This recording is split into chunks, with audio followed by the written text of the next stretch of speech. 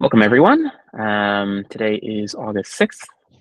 I'm very excited. Today we have a presentation on mapping Java artifacts to signatures of trusted identities.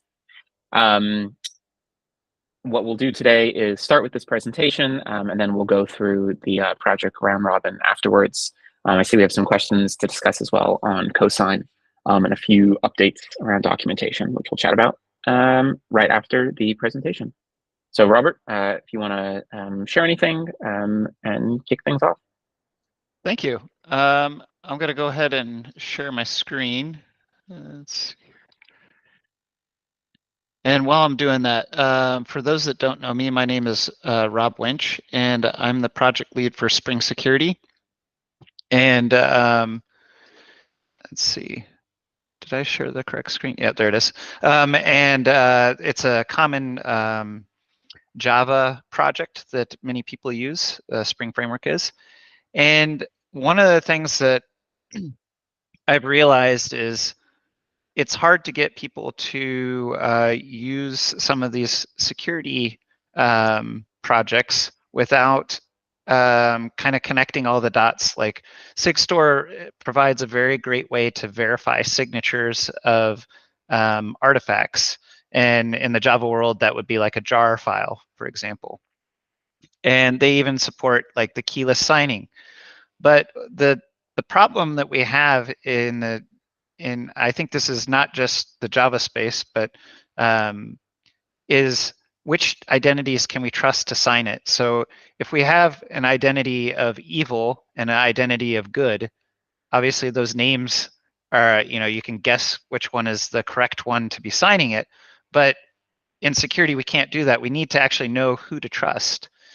And in the Java world, we actually have a convention already. So our artifacts are mapped to reverse domain notation. So when we consume a Spring dependency, it's going to map to org Spring Framework group ID for our artifacts. And that's how our users actually consume it. When they want an artifact, they type in org Spring Framework, and then they provide an artifact name of like Spring Core, and then a version. And it's assumed that that group ID, org Spring Framework, is the reverse domain of a domain that's owned by Spring. And so with that said, if Spring Framework should be owning the domain springframework.org. And everyone's used to this notation. Everyone expects this notation.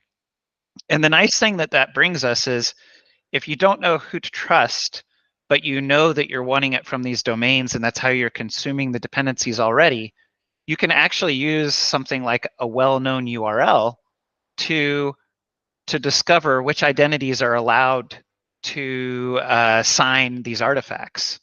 So going to our example, we could have like a URL of like https springframework.org /.wellknown/trusted Sigstore identities.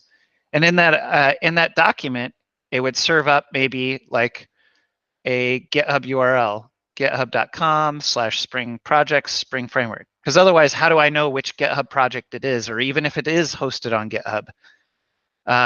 And then the Spring Framework would sign with this, with the GitHub repository of Spring Framework using the keyless signatures, and people could verify it. And obviously, this is a very convoluted example because I provided no structure to this. It's just a URL. We probably have something that would be structured and a little easier for a machine to parse, something like a JSON document. And that would allow us to list, possibly more than one identity, or like a group of identities to a particular set of versions, and so on and so forth. There's lots of things that would need to be ironed out with this proposal, but the main idea is that because Java consumes things through this notation, and because they are expecting and know that it should come from this domain, the identities can come from that domain, and the artifacts can be hosted anywhere as long as they're signed by something that's listed in this list of trusted identities. And I list out like kind of some of the future work, and that's kind of what I outlined a little bit earlier of, I didn't really put a lot of work into what the structure of the document would be or what the URL name would be, what contents would be inside that document. Those things I think it would be good for the community to work on as a group to make sure we don't miss anything and to get the best results that we have, that we can get. And then finally, we probably want to integrate with the Java tooling, and have like a demo project. Like the Spring team has agreed to, choose like one of our projects to kind of flesh out the details. So like Spring Security would probably start, and if it goes well, then the rest of the Spring team would adopt this. And yeah, I think that's really it. The main idea really here is just the group ID maps to a well-known URL, and because Java consumes through that group ID and it's assumed to be a domain owned by the project, then this allows us to provide that mapping easily in a way that users are already consuming the dependencies. Any questions, thoughts? I'll let Luke go first. I have a couple of questions and thoughts. Yeah.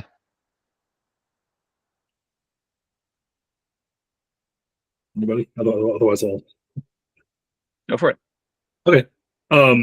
Yeah. So first of all, I think this is really cool. I've been working on PyPI's implementation of sort of a similar idea, and in PyPI's case, we publish using OIDC, or we allow people to publish using OIDC, so we already have this trusted identity mapping directly from the uploader. But it makes perfect sense to use their reverse domains. I think it's a nice fit.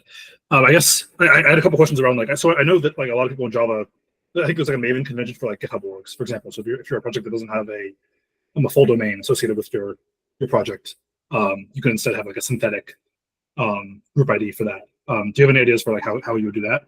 That seems to me like an easier case, but yeah. So I think in those cases, the synthetic group IDs are actually mapped to like the subdomain of that GitHub project. So it's like I forget exactly how they map it, but it'd be like I think it's like GitHub IO, and then the subdomain is like whatever the project is. So for me, my GitHub handle is rwinch, so it'd be rwinch.github.io, and I can actually publish content on that site because it's the GitHub pages for that URL.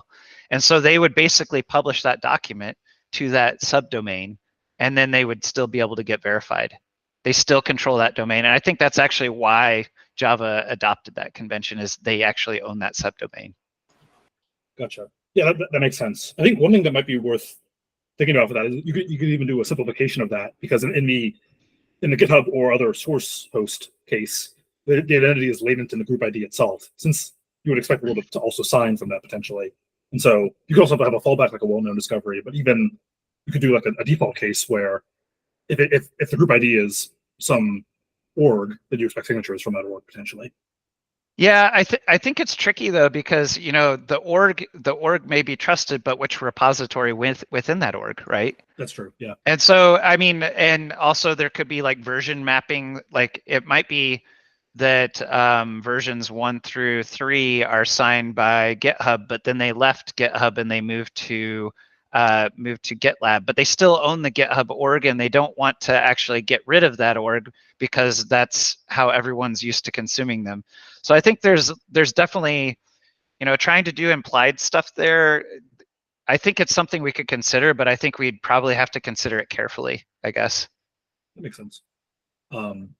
I guess, yeah, then I guess I only have another question, which was how are you thinking about like stale and expired domains? A lot of indices have this problem. Yeah, I think that's a good question, but I think it's not necessarily a problem that we need to solve here, because you run into that same problem already. Like if the domain gets expired, the instructions for downloading it, like the group ID and the version, the artifact and stuff, those instructions on how to download the software or install the software, we already face that in the security community, and I think that's something that probably should be addressed as a separate thing that we already struggle with in the security community. Cool, thank you. Yep.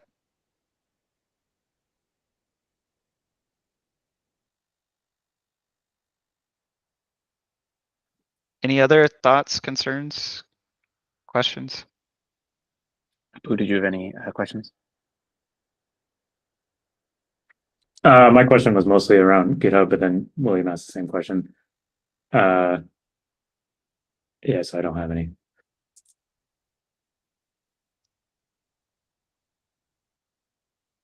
But yeah, thanks for doing this. Yeah,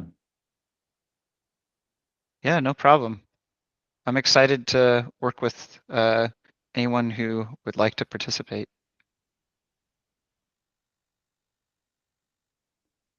Yeah, I think like you've written this for Java, but it might apply more broadly.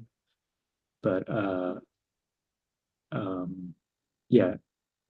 I think the one thing that, and I'm not sure about other stacks, I think the reason why I thought it might be Java specific is because of the fact that Java consumes it through this notation. I don't know if there's other external dependencies that are consumed in the same way, or if there's something similar that we could leverage with how users are consuming their dependencies. That's something that I think would be up to other ecosystems to be able to answer.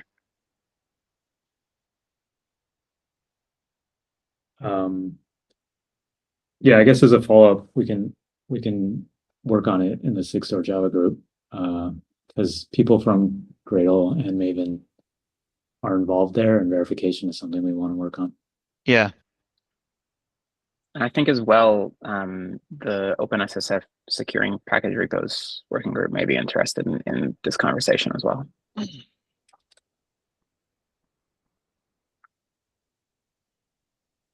So I guess maybe my question is what are the next steps?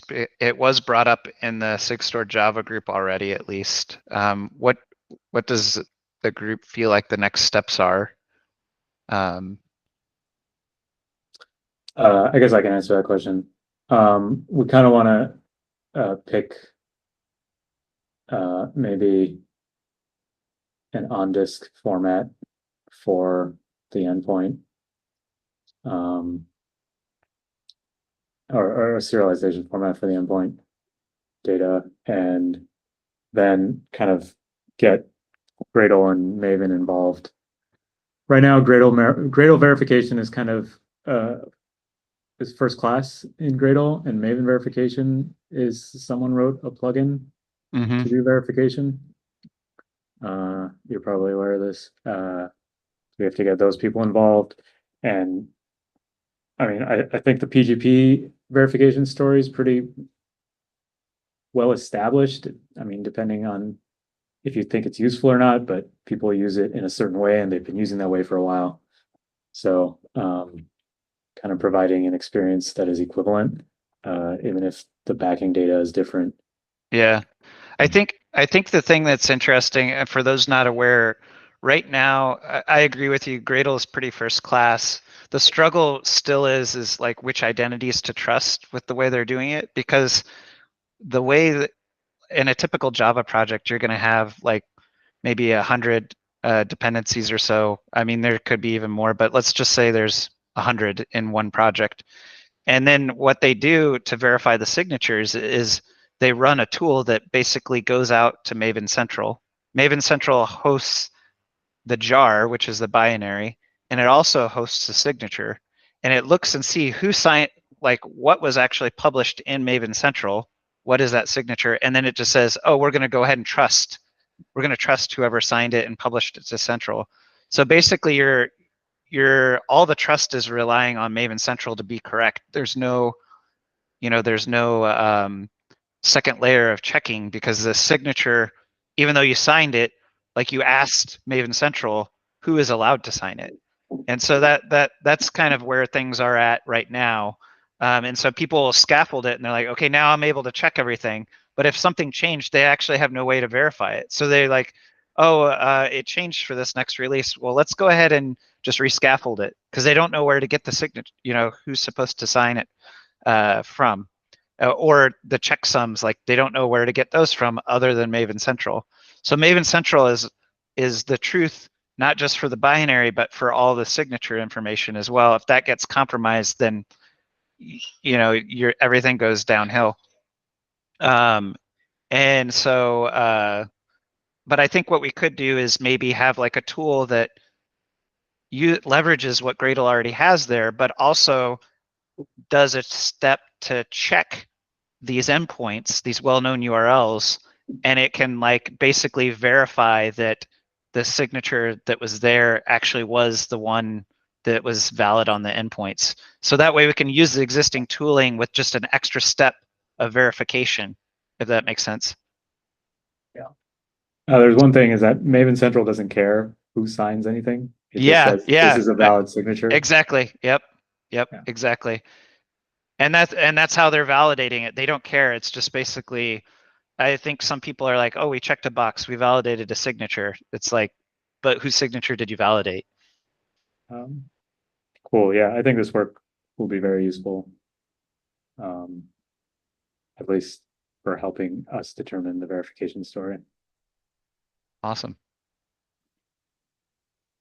Have when you were preparing this, have you happened to come across in the Python ecosystem, they have a proposal, PEP 458, and William, you might also be the right person to speak to this as well, but they had proposed using the update framework. I don't know if you're familiar with this. The update framework, Tough, is a framework to effectively ship trusted metadata. And one proposal was something similar to this, which was having this immutable mapping, or more accurately auditable mapping, between artifacts and identities. So I'm curious if you came across that, and if you see any comparison between that and this proposal.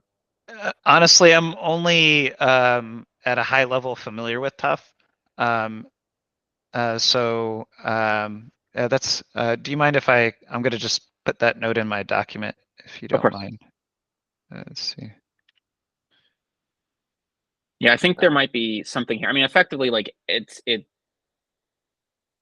I understand this correctly, more or less Tough would just be the delivery mechanism for how to distribute such a list. Everything else in this proposal would still be would remain the same. But Tough just gives you a way to maintain this list and update it over time in a way that's auditable and trusted. Okay. Oops. Audit. Okay, thank you. Anything else?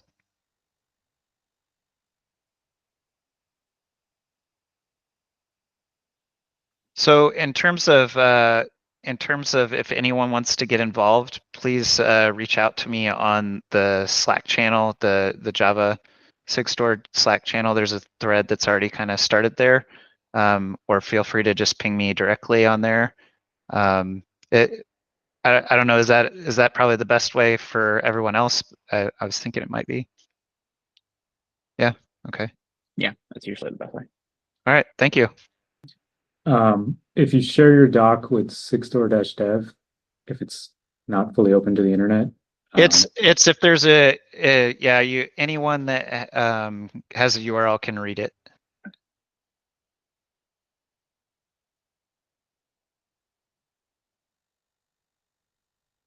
At least it should be that way. If not, please let me know.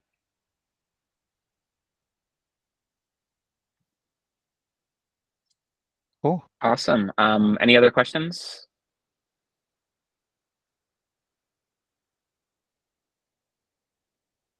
Cool. Well, thanks so much for presenting on this. I'm really, really excited to see this work kick off. I think, we've talked about in Sigstore's MVSR verification being the next step that we really want to start fleshing out. And I think seeing examples like this, it's really exciting to see that we'll get an end-to-end story here beyond just signing, and starting to look as well about how we can verify with identities as well. Cool. Thank you so much.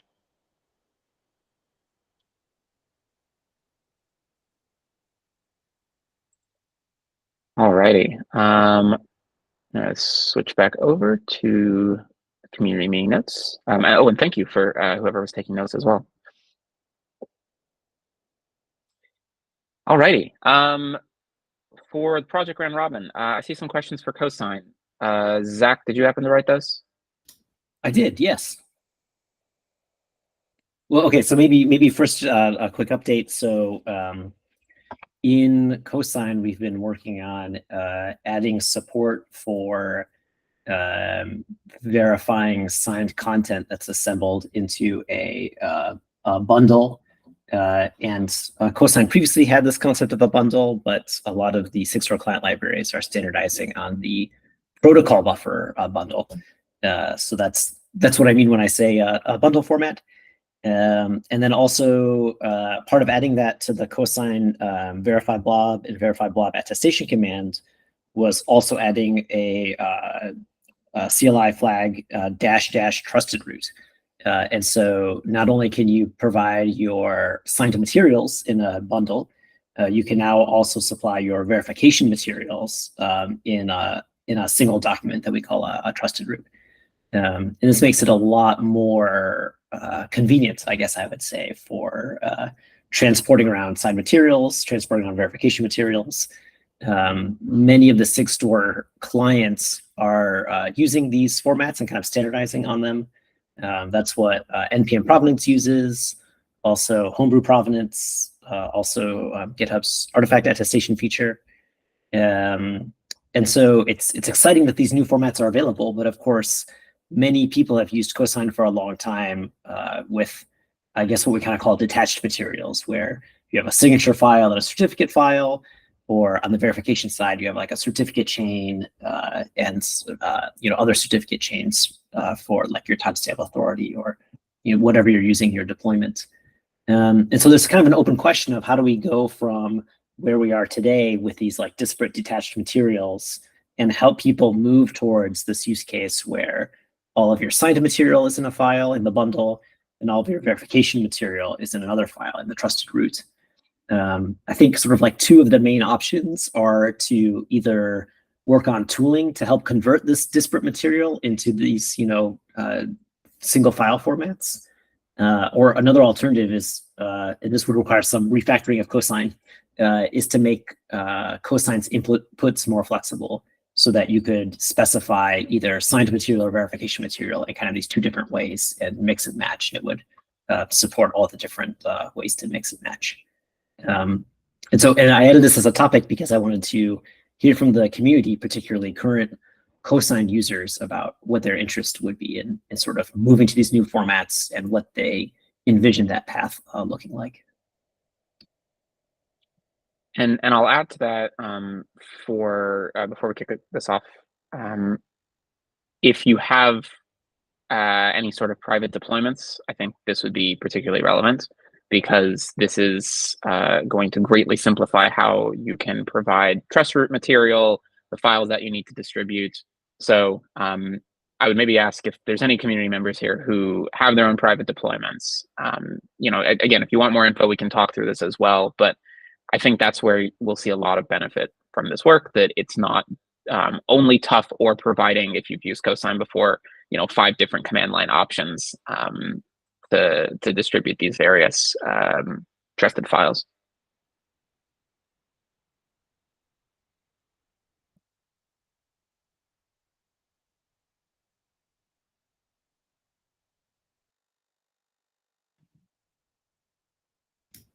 All right, so complete unanimous. Let's go for it, Zach. Well, the good news is this is something we need to decide in the next 32 minutes. But maybe this is more of an open call for consider this, talk to your team maybe, and then if you have opinions about how you would like to see this progression happen, please let us know. This would also very much help. We've given a little bit of thought to what a major release of cosine would look like, and one of the things we would ideally like to do is start simplifying the number of options when it comes to verification. So I think this would be a part of it. The goal would be deprecating a lot of the options, having the same functionality, just provided through different options. So we welcome any community feedback there.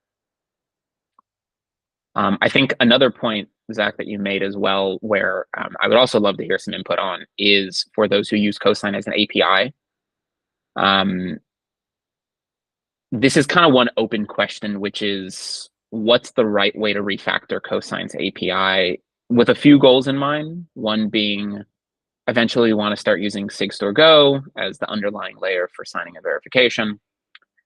And then two, do we keep these interfaces that use these OCI structures because Cosine ultimately is a tool for container signing, or do we start restructuring these a little bit and effectively having Cosine more be utilities to transform containers into the input into Sigstore Go? I have some thoughts there, but I would love to hear from community members as well who have been using the API, particularly for container signing. And I will say, I think we talked about this maybe a couple months ago. There was also a proposal written by Brian DeHammer, which is currently on Cosine, that is not implemented yet, which is changing how we distribute this bundle format that where we've added support to Cosine now with containers as well. So that's another thing to explore as well for a later revision of Cosine. So lots of exciting changes. I guess this is sort of just a call for any comments from the community on this. Zach, do you want to mainly hear on these issues linked, if folks want to chime in, or did you have any other places? Yes, I think probably the top link where we're talking about protobuf bundle support is the place to comment. So there's a gap today where trusted root command line flag only works with the new protocol buffer format. And so if you want to use trusted root with either disparate signed materials or old Cosine bundles, I think that's the place to let us know about what functionality that you need to support your use cases.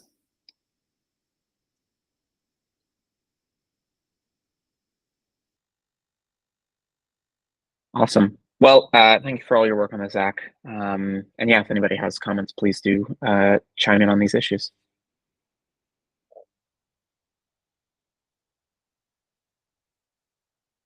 All right. Any client updates?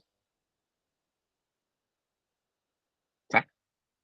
Yeah, so my employer's been very generous in the month of July, allowing me to focus so much on open source work. So I will throw in here, I think this blog post went live last week. We have announced the beta for Sigstore Go's signing interface, and also moved the verification interface into beta. Sigstore Go is not yet 1.0.0. We're still looking for users of both signing and verification to kind of prove out our API and make sure that we won't need any breaking changes in the near future before we officially stamp it 1.0.0, and then we'll have a more typical sort of like deprecation of old interfaces if we end up making changes to the interface. So yeah, I put the blog post here, and if you're interacting with things in this Sigstore ecosystem with the Go programming language, definitely check out the signing and verification interface that are in beta. Awesome. Really excited to see that. I know within the salsa tooling ecosystem, we've been giving Sigstore Go a try as well.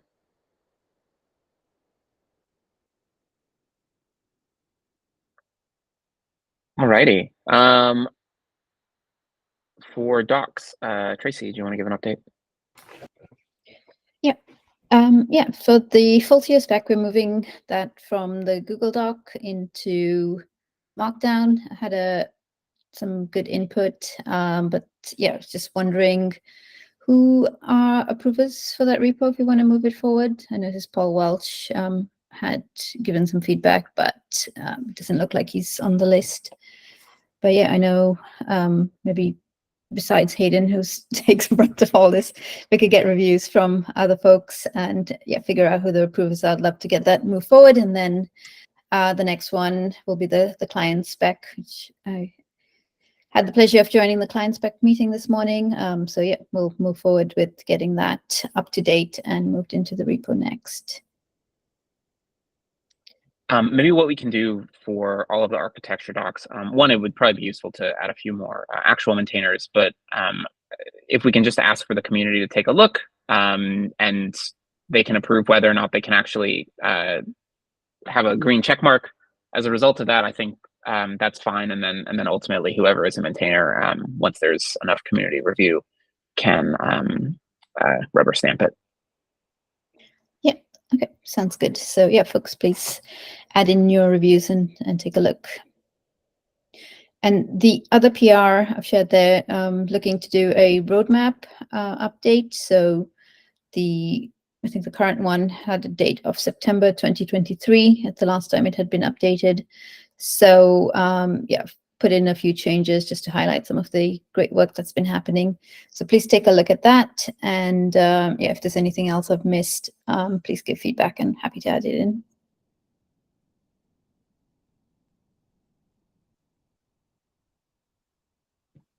Awesome. Thank you for the update, Tracy.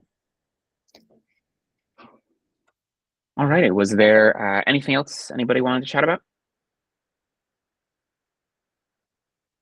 Lance. Hey, so as you may or may not know, Red Hat has had a product based on Sigstore since about May, and we're now trying to, synchronize our next release with upstream. And I was looking around the community docs and didn't see any sort of regular release schedule, and I'm wondering if there is any release schedule or how I can know when new releases are going to be happening. And then specifically related to that, there have been some changes around support for Microsoft's Intra ID that were introduced in, I think, Sigstore/Sigstore, and then also in Fulcio. And we're hoping that there might be an upstream release sometime, relatively soon with these changes included. So I was wondering if I could get any information about release schedules and specifically, upcoming releases for Cosign and Fulcio. Yeah, I can speak to that. We don't have any particular release cadence. We'll either do it when there are bug fixes or features, or if somebody from the community asks as well. Fulcio will have a release very shortly that'll pick up that change that you're talking about for the Entra IDs. We're just waiting on, I think I need to just do a couple dependency updates, and then I'll push out a change today or tomorrow. For Cosign, I'll make a quick call with the community just to ask if there's any remaining changes. Otherwise, we can cut a release to pick up that Sigstore update as well. That's awesome. Thank you.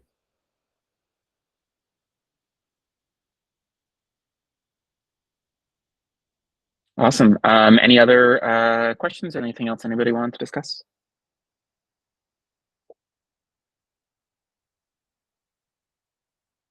Awesome. Well, Rob, thank you again for the presentation. Really, really excited to see that work ongoing. And otherwise, we'll chat again in a couple weeks.